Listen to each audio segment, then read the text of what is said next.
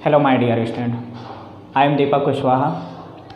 Friends, हम पढ़ रहे थे 12th biology second chapter Pushpi पादपों में लैंगिक जनन, sexual reproduction in flowering plant.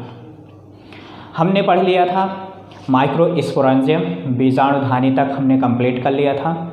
नर जननांग के जो भाग होते हैं उनमें से हमने पढ़ चुके थे माइक्रोस्पोरेंजियम, लघु बीजाणुधानी की संरचना तक हम पढ़ लिए थे। अब उसके आगे हमें पढ़ना है लघु बीजाणु जनन, माइक्रोस्पोरोजेनेसिस। यानी जो लघु बीजाणु होते हैं, माइक्रोस्पोर होते हैं, उनका फॉर्मेशन यानी उनका निर्माण किस प्रकार से होता है, हम वो आज पढ़ने वाले हैं। ठीक है, चैप्टर स्टार्ट करने से पहले यदि आप हमारे चैनल में नए हैं तो चैनल को सब्सक्राइब कर लीजिए, जिससे आने वाली सभी वीडियो का नोटिफिकेशन आप तक आसानी से पहुंच सके। चलिए हम स्टार्ट करते हैं। हम पढ़ने वाले हैं आज लघु बीजाणु जनन, माइक्रोस्पोरोजेनेसिस। चलिए देखते हैं माइक्रोस्पोरोजेनेसिस कैसे, किस प्रकार से संपन्न होता है। तो हम पहले आपको डायग्नोस्टिक बता रहे हैं, फिर थ्योरिकल बताएंगे।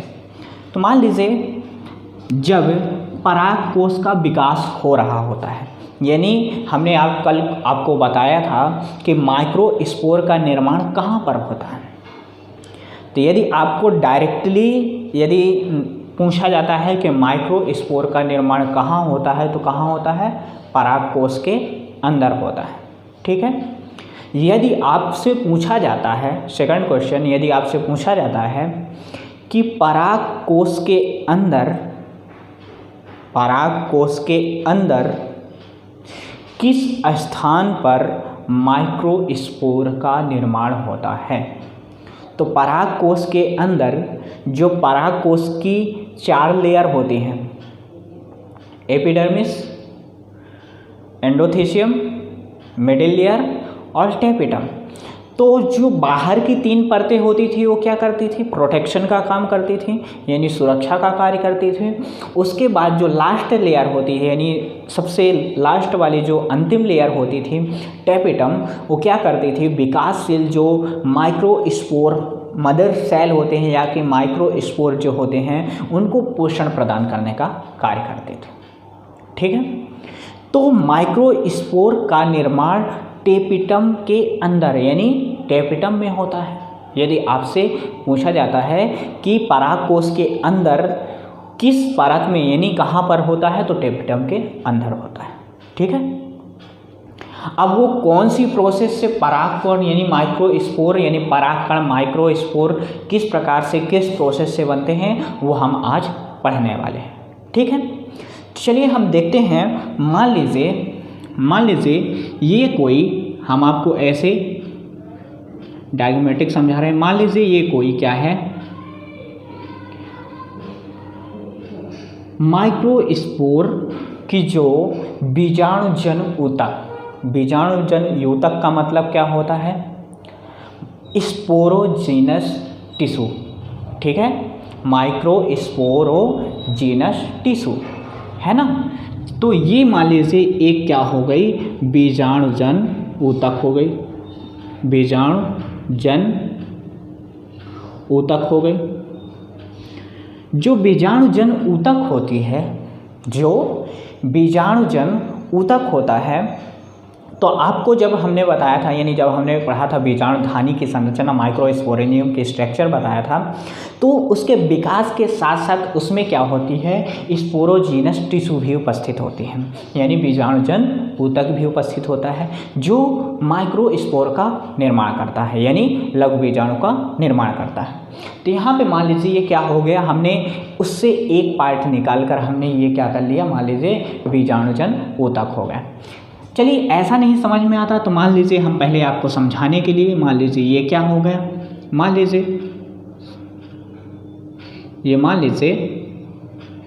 ये क्या हो गई? पराग कोष हो गया। ये क्या हो गया? पराग कोष हो गया। ठीक है, इसमें से ये क्या हो गया? पराग कोष हो गया। इसमें से ये क्या होती थी? बीजाणुधानी होती थी, माइक्रोस्पोरेंजियम होते थे, है ना, और इसके अंदर क्या होता था, ये परागकण होते थे। ठीक है। अब मान लीजिए ये जो क्या इसके अंदर यानी किसके अंदर, बीजाणुधानी यानी माइक्रोस्पोरेंजियम जब विकासशील होती है तो इसके अंदर क्या होती है, माइक्रोस्पोरेंजियम टिश्यू यानी माइक्रोस्पोर को निर्माण करने वाले टिश्यू उपस्थित होते हैं, है ना। तो यहाँ पे मान लीजिए इसको हमने काट के थोड़ा सा, इसको मान लीजिए हमने थोड़ा सा इसको काट लिया और उसका हम कुछ इस तरह देखते हैं, हम उसको कुछ इस तरह से देखते हैं। मान लीजिए उसकी हमने एक सेल उसकी निकाल ली है और वो जो सेल हमने निकाला तो कुछ इस प्रकार से दिखती है, कुछ इस प्रकार से दिखती है। ये कौन सी हो गई, ये कौन सी टिश्यू हो गई, ये क्या हो गई, बीजाणुजन ऊतक हो गया। ठीक है। जो बीजाणुजन ऊतक होता है, जो बीजाणुजन ऊतक होता है इसमें क्या होता है, जो इसमें क्या होता है, अर्धसूत्री विभाजन द्वारा, इसमें क्या होता है, अर्धसूत्री विभाजन द्वारा एक बीजाणुजन ऊतक अर्धसूत्री विभाजन द्वारा चार लघु बीजाणुजन ऊतकों का निर्माण यानी टेट्राड का निर्माण करता है। यानी चार को क्या बोलते हैं, चतुष्क लघु बीजाणुजन का निर्माण करता है, यानी चतुष्क लघु बीजाणुजन ऊतक का निर्माण करता है। ठीक है। तो किस प्रकार से करेगा, मान लीजिए ये अभी क्या है, सिंगल है, एक कोशिका है, एक कोशिका के अंदर एक केंद्रक है। अब मान लीजिए इसमें जब अर्धसूत्री पहले क्या किसका विभाजन होता है, केंद्रक का, जब साइटोप्लाज्म का विभाजन होता है तो यह एक से इसमें क्या हुआ, दो केंद्रक बने। ठीक, कुछ इस प्रकार से था। और ये आगे क्या हो गया, आगे क्या हो गया, जब इसमें क्या हो रहा है, यहाँ पे अर्धसूत्री विभाजन हो रहा है, कोशिका बड़ी नहीं हो रही है, एक ही जैसे है, ध्यान रखना, वो मेरे बनाने में बना रही है। ये मान लीजिए 4 केंद्रक का यहाँ पे निर्माण हो गया। ठीक, ये क्या हो गए, यहाँ पे क्या हो रहा है, यहाँ पे अर्धसूत्री विभाजन हो रहा, क्या हो रहा, अर्धसूत्री विभाजन हो रहा, मियोटिक, कौन सा डिवीजन हो रहा, मियोटिक डिवीजन यानी अर्धसूत्री विभाजन हो रहा। ठीक है। जब यहाँ पे अर्धसूत्री विभाजन हो गया यानी 4 केंद्रक का निर्माण हो गया तो यहाँ पे एक कोशिका की 4 कोशिकाओं के समूह का निर्माण हो जाता है। जब इसमें कोशिका जब केंद्रक विभाजन हो गया, केंद्रक के विभाजन के बाद साइटोप्लाज्म विभाजन का होता है तो उसमें कुछ इस प्रकार से 4 कोशिकाओं का निर्माण हो जाता है, जिसके हम लघु बीजाणुजन चतुष्क कहते हैं या कि माइक्रोस्पोर टेट्राड कहते हैं, माइक्रोस्पोर टेट्राड कहते हैं। ठीक है। यानी इन 4 कोशिकाओं के समूह को हम क्या बोलते हैं, माइक्रोस्पोर टेट्राड। ठीक है, लघु बीजाणु चतुष्क। ठीक है। तो ये क्या हो गई, कुछ इस प्रकार से इसकी संरचना हो जाती है, निर्माण होने लगती है, यानी टेट्राड का निर्माण हो जाता है। इसके अंदर कुछ इस प्रकार से होती है।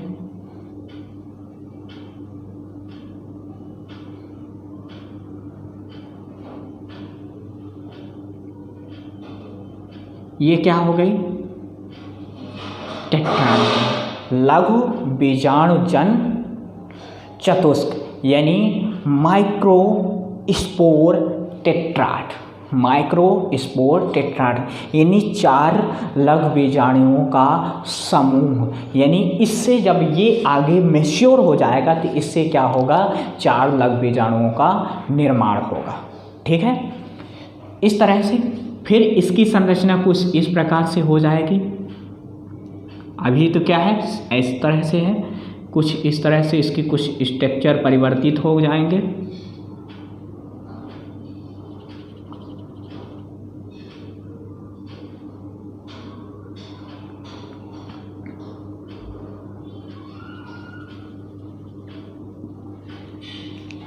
तो ये 4 कोशिकाएं इस तरह से बन जाएंगे कुछ।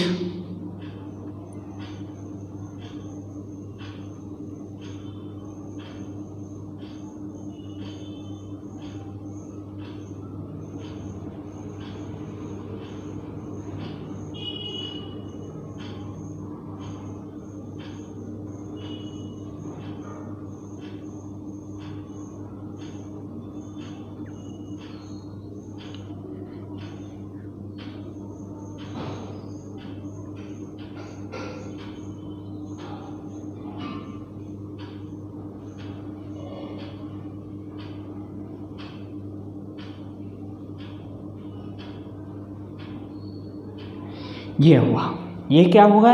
लघु बीजाणुजन चतुष्क।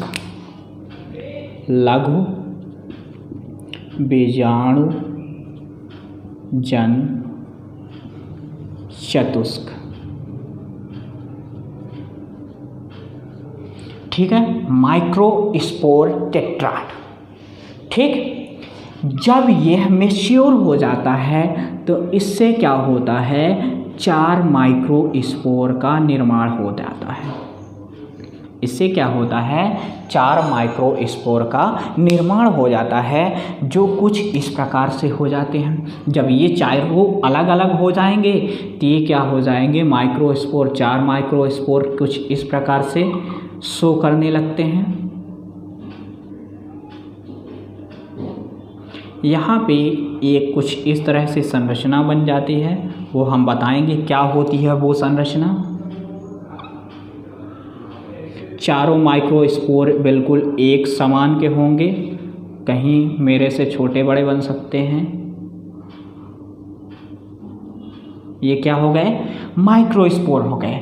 माइक्रोस्पोर क्या हो गए? टेट्राड। माइक्रोस्पोर टेट्राड बन गया। यहाँ पे कुछ इस प्रकार से इसकी संरचना सभी की रहेंगी।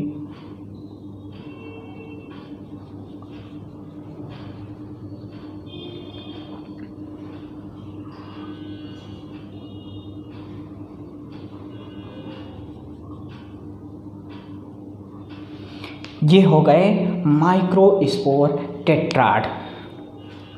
इसे हम बोलते हैं माइक्रोस्पोर टेट्राड, यानी लघु बीजाणु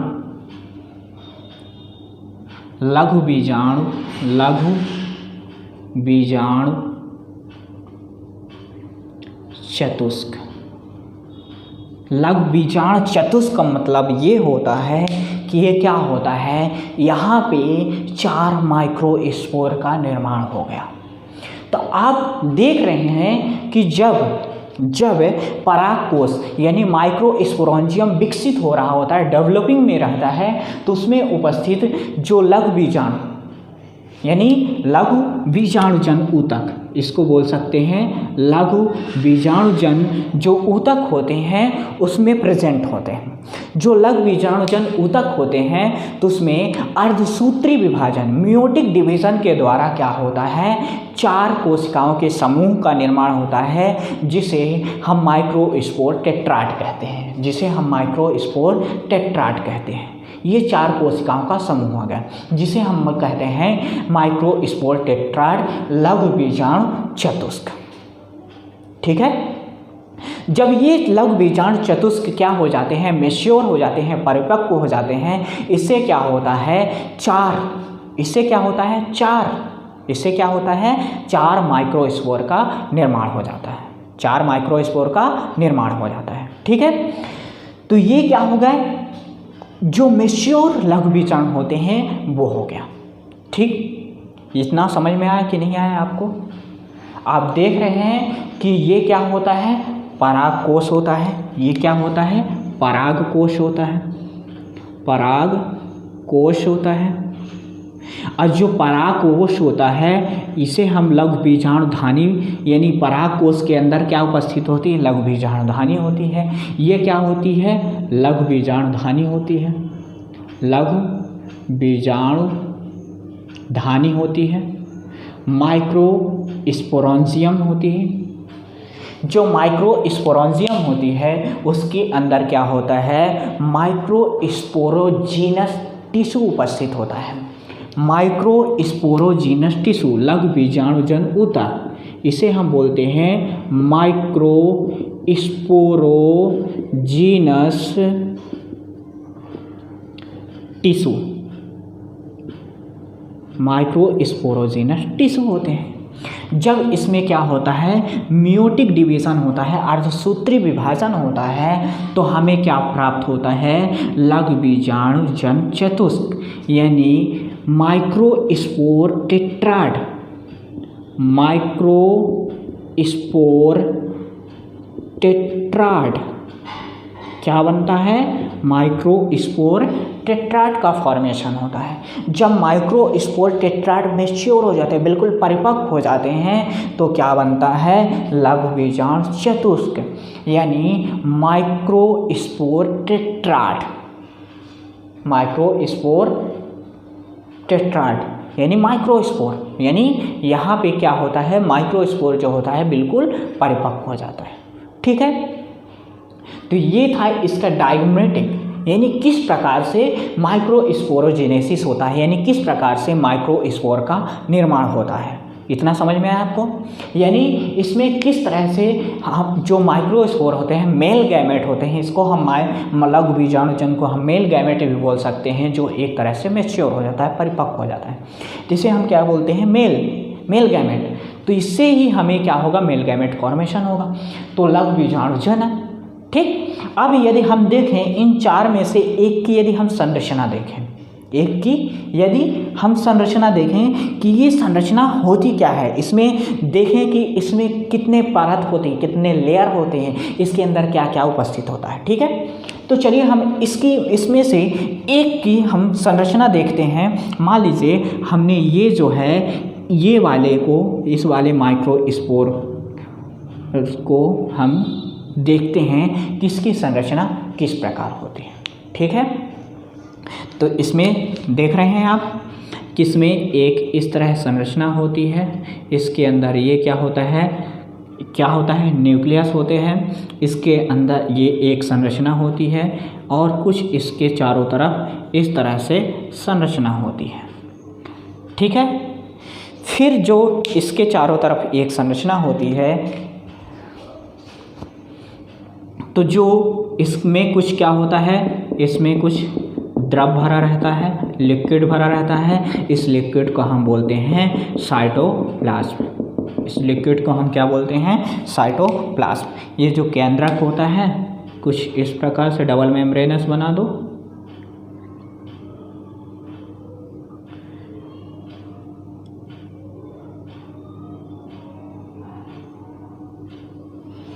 ठीक है, इतना समझ में आया कि नहीं आया? इसमें क्या होता है, ये जो वाली बाह्य झिल्ली होती है इसको हम बोलते हैं बाह्य झिल्ली। बाह्य झिल्ली या कि बाह्य परत को हम बोलते हैं एक्साइन।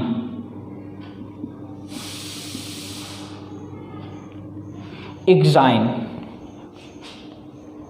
ठीक है, बाह्य परत को हम क्या बोलते हैं, एक्साइन। ठीक है, इतना समझ में आया कि नहीं आया? जो इसकी आंतरिक परत होती है इसको हम बोलते हैं इंटाइन।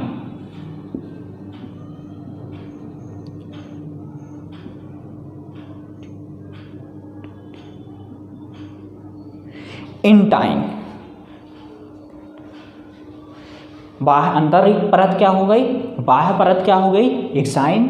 आंतरिक परत क्या हो गई, इंटाइन।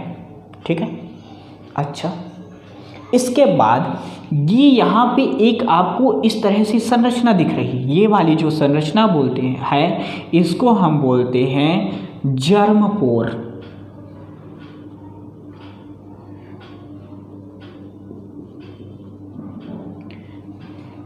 जर्म पोर, जर्म पोर, ठीक है।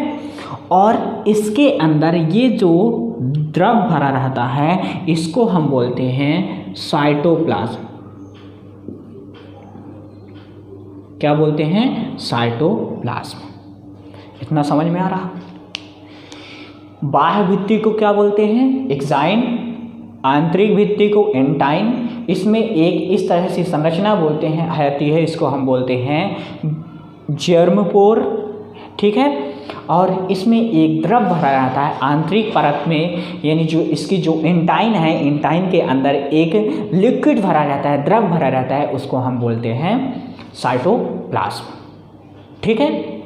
तो ये था एक, ये वाला क्या था? ये क्या था? एक परिपक्व मैच्योर क्या था?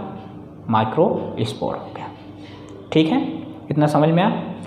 इसके बाद ये प्रोसेस किस प्रकार से होती है आपको समझ में आया होगा बहुत अच्छे से, उम्मीद करते हैं कि आपको समझ में आया होगा। ये क्या होती है? परागकोश होता है। परागकोश में क्या होता है? यानी जो लघु बीजाणु माइक्रोस्पोरोजीनस टिश्यू होता है, उपस्थित होते हैं। जब माइक्रोस्पोरोजीनस टिश्यू में अर्धसूत्री विभाजन होता है तो अर्धसूत्री विभाजन के द्वारा लघु बीजाणु चतुष्क यानी माइक्रोस्पोर टेट्राड का निर्माण होता है। जब माइक्रोस्पोर टेट्राड क्या होता है? परिपक्व हो जाता है तो क्या बनाता है? लघु बीजाणु यानी माइक्रोस्पोर, ठीक है, ठीक है। आज जब हम इसकी एक संरचना यानी एक माइक्रोस्पोर को यदि हम निकाल के देखते हैं कि वो किस प्रकार से होता है, किस तरह से उसकी संरचना होती है वो देखने की कोशिश करते हैं। तो जो माइक्रोस्पोर होता है तो दो परतों से मिलकर बना होता है, एक एक्सटाइन, एंटाइन। जो इसमें क्या होता है? एक जर्मपोर होता है और इसके अंदर जो आंतरिक भित्ति में एक द्रव भरा रहता है जिसे हम बोलते हैं साइटोप्लाज्म, ठीक है। इतना आपको समझ में आया? चलिए देखते हैं आगे।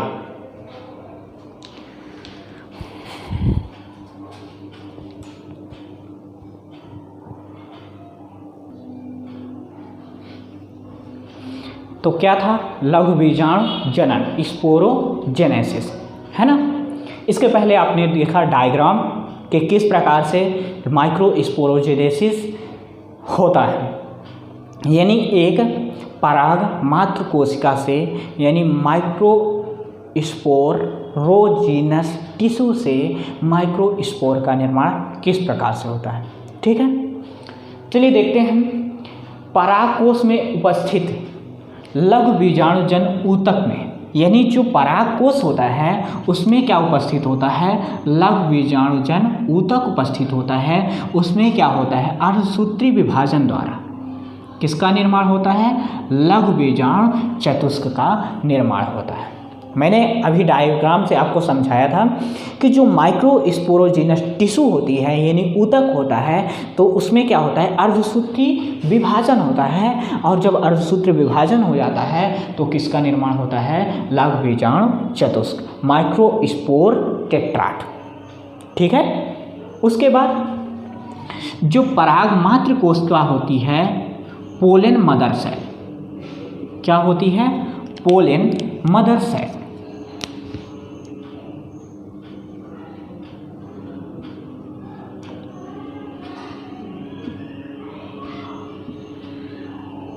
जो पोलन मदर सेल है, पोलन मदर सेल में अर्धसूत्री विभाजन द्वारा, किसके द्वारा? अर्धसूत्री विभाजन द्वारा लघु बीजाणु निर्माण यानी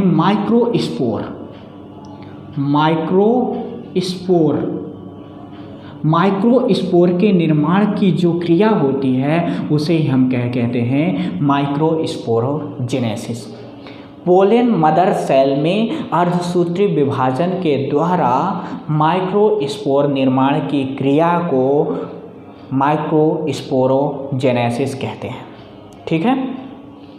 इसके बाद आता है लघु बीजाणु निर्माण के समय। लघु बीजाणु जब यानी माइक्रोस्पोर का निर्माण हो रहा होता है तो जब चार कोशिकाओं का समूह होता है तो उसको हम बोलते हैं लघु बीजाणु चतुष्क माइक्रोस्पोर टेट्राड। माइक्रोस्पोर टेट्राड क्या बोलते हैं? माइक्रोस्पोर टेट्राड बोलते हैं, ठीक है। यानी जब माइक्रोस्पोर कि जब माइक्रोस्पोर का निर्माण हो रहा होता है तो उसमें से जो 4 कोशिकाओं का समूह होता है तो उसको हम बोलते हैं माइक्रोस्पोर टेट्राड। ठीक है। फिर अगला क्या होता है, जब परागकोश परिपक्व हो जाते हैं, यानी जब पोलन सैक क्या होता है बिल्कुल मैच्योर हो जाता है, यानी माइक्रोस्पोरेंजियम क्या होता है, स्पोरेंजियम क्या होता है बिल्कुल मैच्योर हो जाता है, तो क्या होता है, तो उसमें उपस्थित जो लघु बीजाणु होते हैं यानी माइक्रोस्पोर जो होते हैं, क्या होते हैं, माइक्रोस्पोर जो होते हैं एक दूसरे से क्या हो जाते हैं, अलग हो जाते हैं। और जब अलग हो जाते हैं तो किसका निर्माण करते हैं, परागकण का निर्माण करते हैं, मेल गैमेट का निर्माण करते हैं। ठीक है। जब परागकोश परिपक्व हो जाता है यानी पोलन सैक यानी माइक्रोस्पोरॉन जब मैच्योर हो जाता है, परिपक्व हो जाता है, तो लघु बीजाणु जो होते हैं इसके अंदर जो माइक्रोस्पोर जो होते हैं क्या होते हैं, एक दूसरे से अलग अलग हो जाते हैं और अलग अलग होकर क्या करते हैं, परागकणों का निर्माण करते हैं। ठीक है। इसके बाद जो प्रत्येक यानी हर एक माइक्रोस्पोरेंजियम में या कि पोलन सैक में माइक्रोस्पोरेंजियम या पोलन सैक में हजारों, एक नहीं हजारों माइक्रोस्पोर एवं पोलन ग्रेन उपस्थित होता है। ठीक है। परागकण को हम क्या बोलते हैं, पोलन ग्रेन। परागकण को हम बोलते हैं पोलन ग्रेन। ठीक है। तो जो लघु बीजाणुधानी होती है, लघु बीजाणुधानी या परागकोश जो होता है उसके अंदर हजारों लघु बीजाणु माइक्रोस्पोर एवं पोलन ग्रेन लघु बीजाणु एवं परागकण उपस्थित होते हैं। ठीक है। प्रत्येक लघु बीजाणुधानी के अंदर हजारों लघु बीजाणु एवं परागकण उपस्थित होते हैं। लघु बीजाणु का मतलब होता है माइक्रोस्पोर और परागकण का मतलब होता है पोलन ग्रेन। ठीक है। तो ये था हमारा क्या, लघु बीजाणु जनन, माइक्रोस्पोरोजेनेसिस। ठीक है। इसके बाद आता है परागकण, यानी जब लघु बीजाणु माइक्रोस्पोर बिल्कुल मैच्योर हो जाता है, परिपक्व हो जाता है ना, बिल्कुल मैच्योर मेल गैमेट का प्रतिनिधित्व करने लगता है, जब हम उसको मैच्योर परिपक्व लघु बीजाणु को हम बोलते हैं पोलन ग्रेन। ठीक है। अब उसको हम देखते हैं कि पोलन ग्रेन होता क्या है। अभी हमने आपको डायग्रामेटिक एक बार समझा चुके हैं। ठीक है। तो अगला हमारा क्या होगा, परागकण, पोलन ग्रेन। ठीक है। अगला देखते हैं।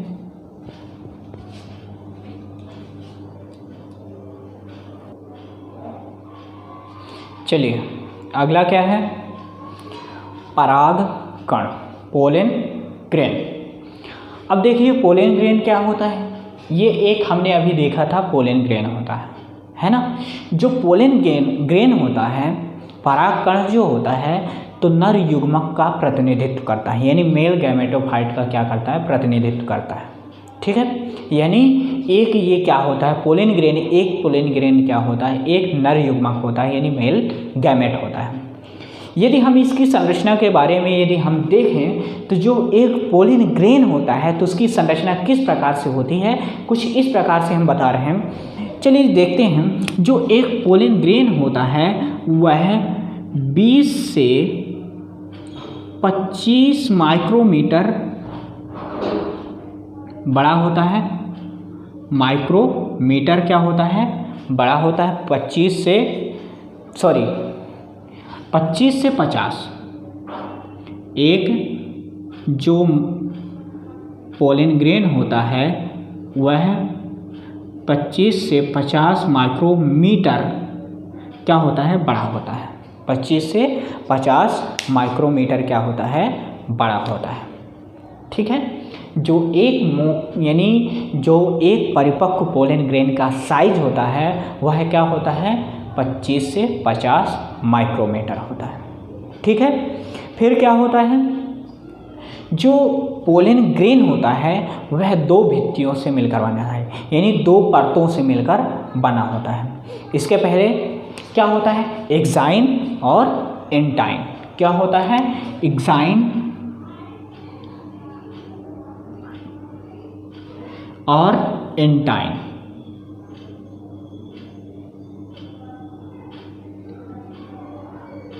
एंटाइन, एक्साइन और एंटाइन होता है, ठीक है। तो क्या होता है, तो यानी एक जो परागकण होता है, परागकण जो होता है मेल यानी पोलन ग्रेन होता है, वह क्या होता है, एक मेल गैमेट का प्रतिनिधित्व करता है। फिर क्या होता है, जो एक परागकण यानी परागकण जो होता है मैच्योर पोलन ग्रेन होता है, वह क्या होता है, इसका साइज होता है 25 से 50 माइक्रोमीटर। फिर एक जो पोलन ग्रेन होता है वह दो परतों से यानी दो परतों से मिलकर बना होता है, एक्साइन और एंटाइन। बाह्य चोल और अंतःचोल। एक्साइन को बोलते हैं बाह्य चोल, एंटाइन को बोलते हैं अंतःचोल, ठीक है। फिर आगे की ओर हम जब देखते हैं कि जब यानी जो परागकण है, जब यह क्या करता है, यानी जर्मिनेशन करता है, यानी जर्मिनेशन के लिए यानी किस पर वर्तिकाग्र पर पहुंचता है, स्टिग्मा पर पहुंचता है, तो उसमें कुछ इस तरह से संरचना होती है। इस संरचना को हम बोलते हैं वैक्यूल।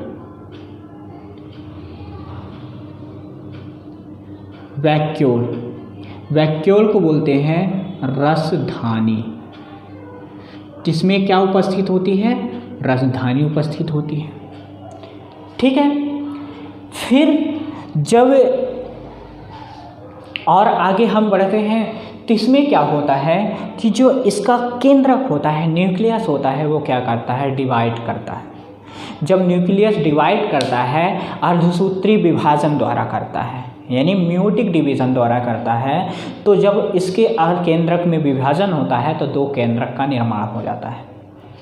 उनमें से दो केंद्रक का जब निर्माण हो जाता है तो एक केंद्रक जो होता है कायिक केंद्रक कहलाता है और दूसरा केंद्रक कहलाता है रिप्रोडक्टिव यानी जननी केंद्रक, यानी जननी केंद्रक। और जब जिस केंद्रक यानी जहाँ पर केंद्रक उपस्थित होता है तो चारों ओर एक अपना स्थान बना लेता है, जिसे हम कोशिका बोलते हैं। तो एक दो कोशिकाओं का निर्माण हो जाता है। एक होता है वेजिटेटिव कोशिका यानी एक कायिक कोशिका, और एक हो जाती है जननी कोशिका।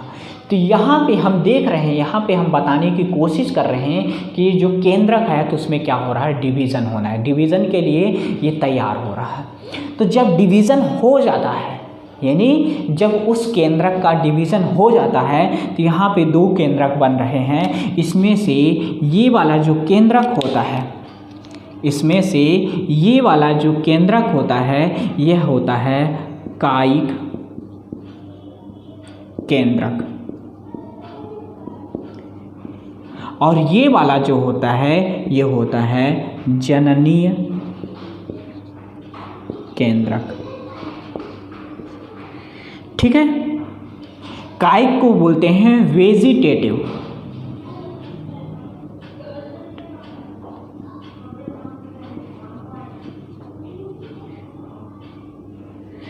वेजिटेटिव न्यूक्लियस और रिप्रोडक्टिव।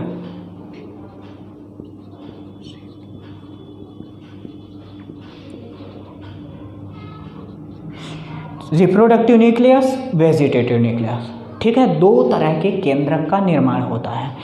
इसको हम बोलते हैं, इस वाले संरचना को हम बोलते हैं सिमेट्रिक तंतु। इसको हम बोलते हैं सिमेट्रिक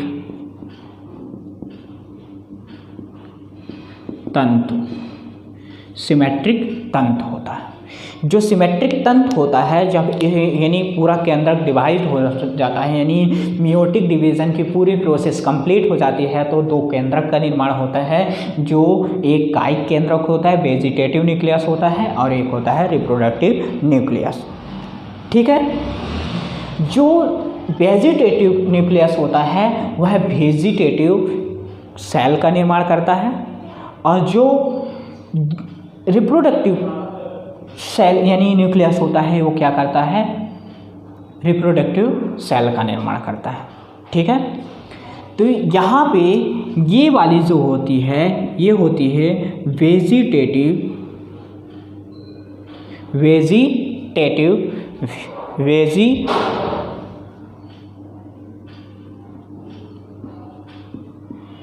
सेल, और ये वाली जो हो जाती है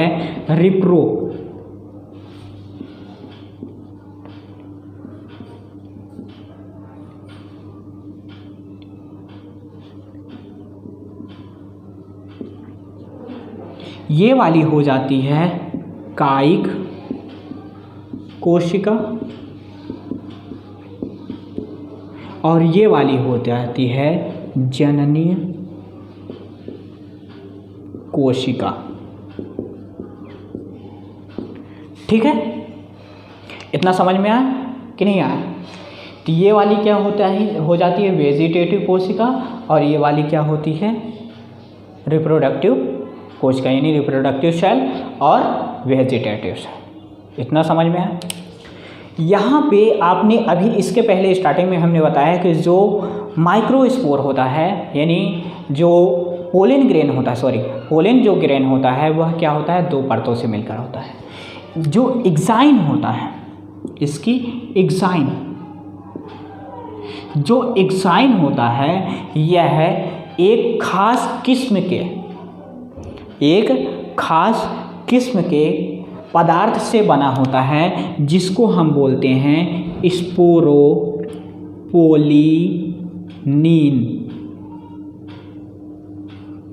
जो एग्जाइन परत होती है, इसकी बाह्य परत होती है, एक खास किस्म के पदार्थ से मिलकर बना होता है जिसका नाम होता है स्पोरोपोलिनीन। ठीक है, तो जो स्पोरोपोलिनीन होता है यह क्या होता है, यह मोर यानी सबसे ज़्यादा प्रतिरोधात्मक होती है। प्रतिरोधात्मक का मतलब होता है इस पर किसी भी प्रकार के एंजाइम, अम्ल और क्षार का प्रभाव नहीं पड़ता है।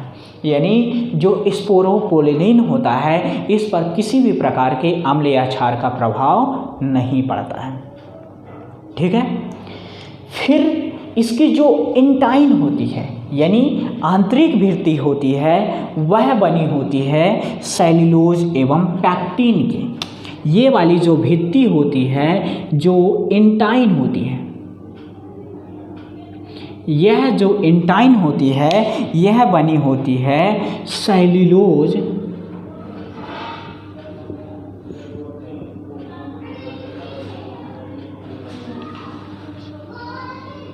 सेल्यूलोज प्लस पैक्टिन के। किसकी बनी होती है, सेल्यूलोज प्लस पैक्टिन की बनी होती है। इतना समझ में आया? यानी जो पोलन ग्रेन होता है, पोलन ग्रेन की जो बाहरी भित्ति होती है एग्जाइन जो होती है वो किसकी बनी होती है, स्पोरोपोलिनीन की। स्पोरोपोलिनीन की। जो स्पोरोपोलिनीन होती है यह मोर नॉट रिएक्टिव यानी यह किसी भी प्रकार के अम्ल, क्षार या एंजाइम का प्रभाव इस पर नहीं होता है।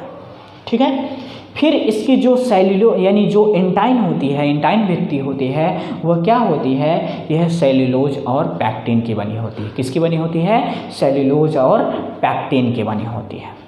ठीक, इतना समझ में आ रहा कि नहीं आ रहा? इसमें से एक और चीज़ है, इसमें से एक और चीज़ क्या दिख रही है आपको, यहाँ पे ये वाली जो संरचना दिख रही है, ये वाली संरचना दिख रही है, इसको हम बोलते हैं जर्म पोर। इसको हम बोलते हैं जर्म पोर।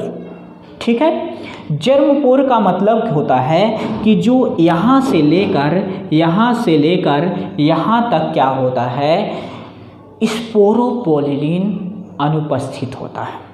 स्पोरोपोलिनीन उपस्थित होता है। यानी यदि क्वेश्चन आता है कि जर्म पोर पर स्पोरोपोलिनीन उपस्थित होता है, नहीं होता है, अनुपस्थित होता है। ठीक है, तो ये क्या होता है, जर्मपोर।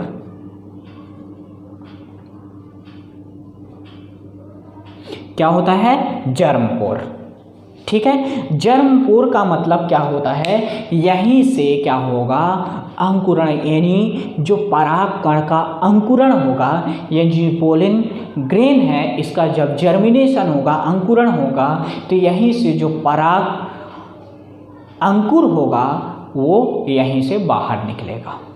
ठीक है, तो इतना समझ में आया।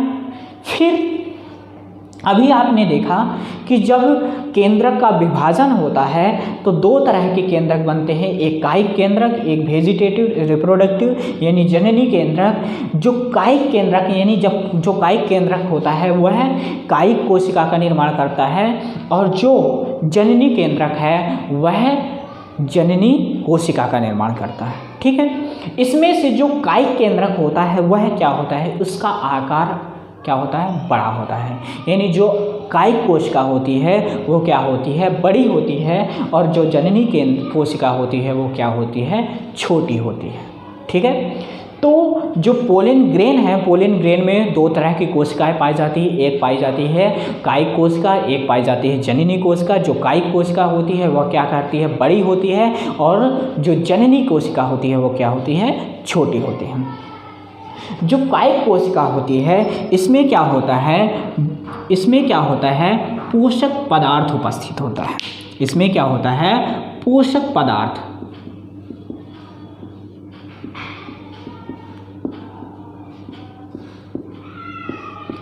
इसमें क्या होता है, पोषक पदार्थ उपस्थित होता है ना। किसमें उपस्थित होता है, कायिक कोशिका में क्या करता है, पोषक पदार्थ उपस्थित होता है।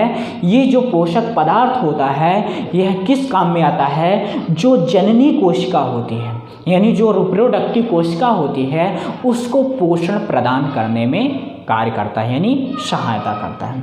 ठीक है, तो जो कायिक कोशिका यानी वेजिटेटिव कोशिका होती है वह रिप्रोडक्टिव कोशिका को क्या करती है, पोषण प्रदान करने का कार्य करती है। ठीक है, तो जब कोशिका यानी वेजिटेटिव कोशिका जो होती है जब बड़ी होती है और रिप्रोडक्टिव कोशिका जब छोटी होती है, तो जो रिप्रोडक्टिव कोशिका होती है कायिक कोशिका में क्या होती है, तैरती रहती है। क्या होती है, तैरती रहती है। ठीक है, तो इतना समझ में आया कि नहीं आया। अब तैरते ही क्यों, क्योंकि जो कायिक कोशिका होती है इसमें क्या उपस्थित होता है, साइटोप्लाज्म। क्या उपस्थित होता है, साइटोप्लाज्म यानी कोशिका द्रव्य। क्या उपस्थित होता है, कोशिका द्रव्य। उम्मीद करते हैं आपको समझ में आया होगा। फिर से ये समझ में आया, जो मेल गैमेट होता है यानी पोलन ग्रेन होता है, स्टार्टिंग से बता रहा हूँ, जो पोलन ग्रेन होता है वो क्या करता है, नर युग्मक का प्रतिनिधित्व करता है, मेल गैमेटोफाइट का क्या करता है, प्रतिनिधित्व करता है। ठीक है, फिर जो पोलन ग्रेन होता है उसकी आकार 25 से 50 माइक्रोमीटर होता है। ठीक है, फिर अगला पॉइंट जो होगा, जो पोलन ग्रेन होता है, पोलन ग्रेन की जो भित्ति है यानी जो पोलन ग्रेन की भित्ति जो होती है दो परतों से मिलकर बनी होती है, एक्साइन और एंटाइन।